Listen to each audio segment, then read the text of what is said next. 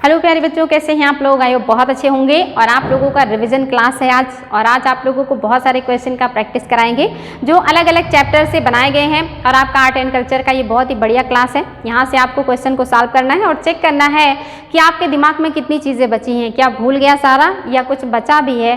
तो ये आज की क्लास आपके रिविज़न के लिए है, जो कि आप लोगों की इच्छा थी कि रिविज़न होना चाहिए। तो चलिए आज की क्लास का शुरुआत करते हैं। और आज जो आपका पहला है हेडिंग ये है, या पहला जो आपका क्वेश्चन है, कढ़ाई वाली साल गलीचा तथा नामदार सिल्क किस राज्य की प्रसिद्ध हस्तशिल्प है? आपको बताना है ये जो शिल्प हैं ये किस राज्य के हैं। क्या ये कश्मीर का है, या राजस्थान का है, या तेलंगाना का है, या हिमाचल प्रदेश का है?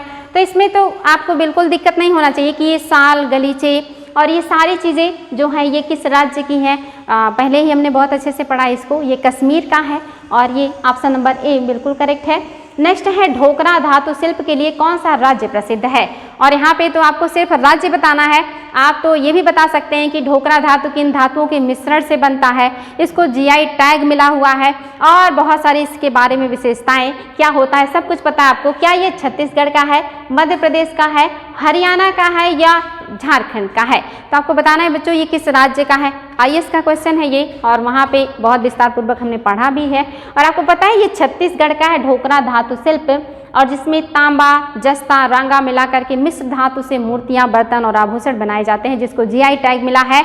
ये वेरी वेरी इंपॉर्टेंट है। नेक्स्ट है विक्रम संवत का आरंभ किस शासक द्वारा किया गया है? क्या ये विक्रमादित्य ने किया था, या अशोक ने किया था, या कनिष्क का है ये, या चंद्रगुप्त द्वितीय का है? अब यहाँ पे आपके लिए बहुत ही असमंजस वाली स्थिति होगी, क्योंकि यहाँ बच्चे कंफ्यूज होते हैं, क्योंकि उन्हें लगता है कि किसने किया होगा इसकी शुरुआत। और यहाँ पे आप ही नहीं, जो राइटर्स हैं वो भी कंफ्यूज होते हैं। तो आपको बताना है कि किसने किया है। और आपको पता है ये विक्रमादित्य ने किया है। विक्रमादित्य नामक जो राजा है, मालवा के शासक थे, उन्होंने ही इस संवत को चलाया था। अब यहाँ पे कुछ विद्वान जो हैं वो मतभेद हो जाता है उनमें, चूँकि चंद्रगुप्त द्वितीय ने भी विक्रमादित्य की उपाधि ली थी, तो कुछ विद्वान कहते हैं कि चंद्रगुप्त द्वितीय ही है जो विक्रमादित्य के नाम से वहाँ पे हैं। लेकिन आप इससे बिल्कुल कंफ्यूज नहीं होंगे, आपको विक्रमादित्य ही जो है टिक करना है। अगर विक्रमादित्य ऑप्शन में नहीं है तभी आप चंद्रगुप्त द्वितीय को सही करेंगे। आपका जो ऑप्शन नंबर ए है यही बिल्कुल करेक्ट है। जब भी एग्जाम में आए आंख बंद करके सिर्फ विक्रमादित्य को आप सही करके आएंगे। नेक्स्ट है भारत के राष्ट्रीय संवत की तिथियां निम्न में से किस कैलेंडर की तिथियों से मिलती हैं? इनमें से कौन से कैलेंडर है जिसकी तिथियां भारतीय की जो राष्ट्रीय संवत है उससे मैच करता है? क्या ये विक्रम संवत है, क्या ये ग्रेगोरियन कैलेंडर है, या ये हिजरी संवत है, या इनमें से कोई नहीं है? आपको बताना है बच्चों की किससे मैच करता है। और आपको ये बहुत अच्छे से पता चल गया है कि आपका राष्ट्रीय संवत कौन सा है और आपका कैलेंडर कौन सा है। तो ये बिल्कुल कंफ्यूज नहीं होना है आपको। आपको पता है ये ग्रेगोरियन कैलेंडर है, हमारा जो संवत है वो शक संवत है, और कैलेंडर हमारा ग्रेगोरियन कैलेंडर है। नेक्स्ट है Ashutosh museum of Indian art का मुख्यालय कहाँ है? हमने आर्ट्स के मुख्यालय को पढ़ा था, जिसमें हमने जो है कैलिको वस्त्र मुख्यालय देखा था, कहाँ पे है, सालार जंग मुख्यालय देखा था। ये सारी चीज़ें आपको बताना। Ashutosh museum of Indian art का मुख्यालय क्या ये कोलकाता में है, या मद्रास में है, या मुंबई में है, या दिल्ली में है? और आपको भी ये सारी चीज़ें पता होंगी, आई होप याद होगा आपको। ऑप्शन नंबर ए सही है, ये कोलकाता में है। नेक्स्ट है आपका इंदिरा गांधी राष्ट्रीय मानव संग्रहालय का मुख्यालय कहाँ है? और एग्जाम में बहुत ज़्यादा आता है, और अगर पढ़ा हुआ नहीं रहता तो बच्चे मोस्टली ये गलत कर देते, क्योंकि वो सोच ही नहीं पाते कि यहाँ भी हो सकता है। क्या ये भोपाल में है, दिल्ली में है, इलाहाबाद में है, या लखनऊ में है? और आपको पता है ये भोपाल में है। ऑप्शन नंबर ए बिल्कुल सही है। आपका इंदिरा गांधी राष्ट्रीय मानव संग्रहालय का जो मुख्यालय है ये भोपाल एमपी में है। नेक्स्ट है निम्नलिखित सभ्यताओं का उत्तर से दक्षिण का सही क्रम।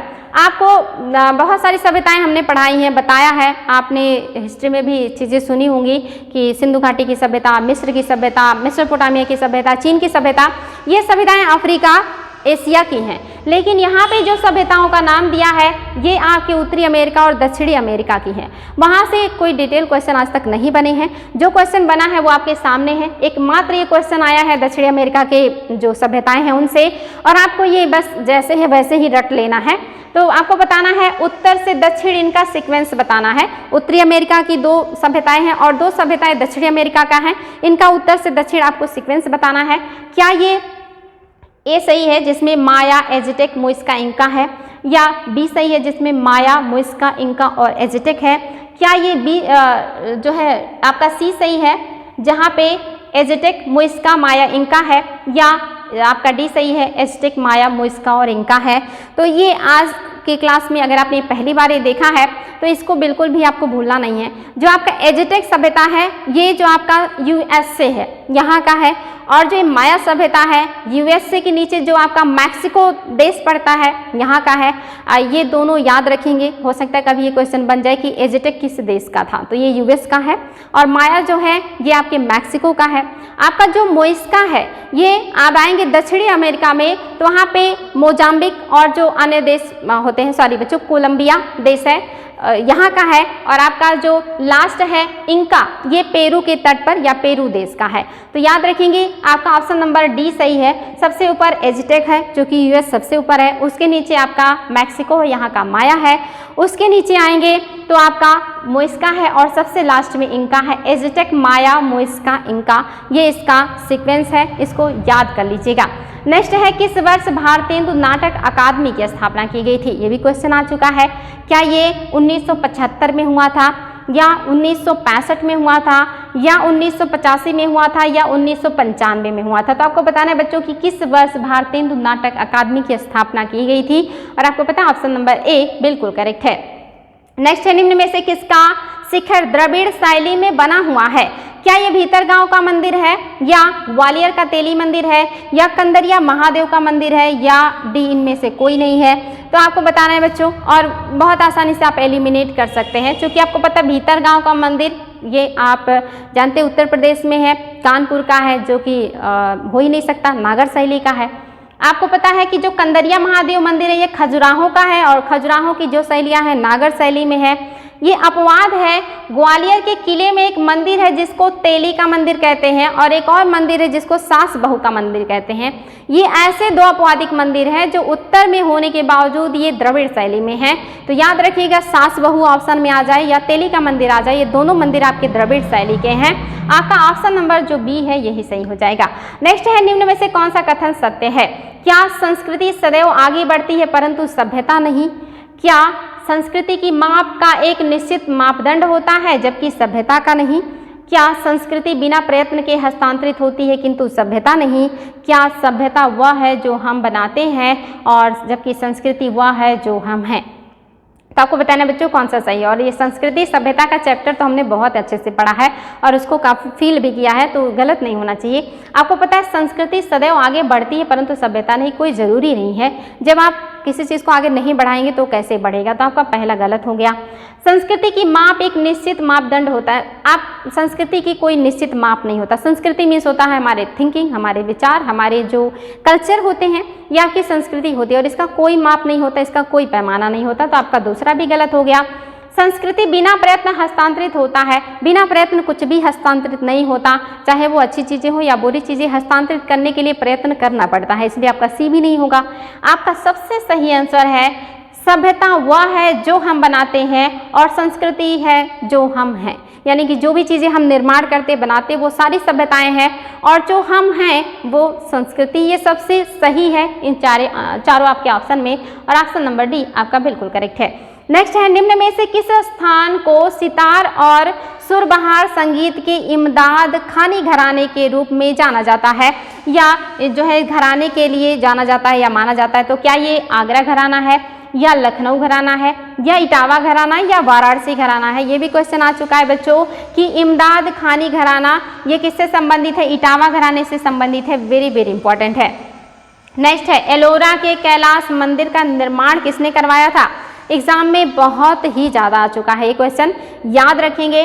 क्या ये राष्ट्रकूट ने बनवाया है, या वातापी के चालुक्यों ने बनवाया है, या जो है गंग शासकों ने बनवाया है, या जो है कोई नहीं है? तो आपको बताना है कि किसने बनवाया है। तो ये काफ़ी आपके लिए इजी और काफ़ी इम्पॉर्टेंट है। और आपको पता है राष्ट्रकूट शासकों ने बनवाया है, और ये भी आया है कि किस राष्ट्रकूट शासक ने बनवाया है। कृष्ण प्रथम, द्वितीय, तृतीय, तो कृष्ण प्रथम ने बनवाया है। ये चीज़ भी याद रखिएगा, वेरी वेरी इंपॉर्टेंट है। निम्न में से कौन सा सुमेलित नहीं है? क्या भीमबेटका की गुफाएं एमपी में है? क्या हम्पी कर्नाटका में है? क्या मानस असम में है? क्या सोर टेम्पल आंध्र प्रदेश में है? तो इसमें भी आपको कन्फ्यूज़न नहीं होना चाहिए, क्योंकि ये सारी चीज़ें हमने डिटेल में डिस्कस किया है और ये सारी चीज़ें एग्जाम में बार बार आई हुई हैं और काफ़ी इंपॉर्टेंट है। तो भीमबेटका की गुफाएं एमपी में है, ये तो बिल्कुल भी गलत नहीं होना चाहिए, सही है। हम्पी जो कि विजयनगर साम्राज्य की राजधानी थी, कर्नाटक में था, ये भी सही है। मानस और काजीरंगा तो बिल्कुल रटा होगा, ये असम के हैं। आपका शोर टेम्पल ये तमिलनाडु का है, ये आंध्र प्रदेश का नहीं है, एग्जाम में बहुत ज़्यादा आता है, इसलिए आपका ऑप्शन नंबर डी सही हो जाएगा, इसको ध्यान दीजिएगा। आगे बढ़ते हैं बच्चों। प्राचीन भारत में गुप्त काल से संबंधित गुफा चित्रांकन किस स्थान पर उपलब्ध है?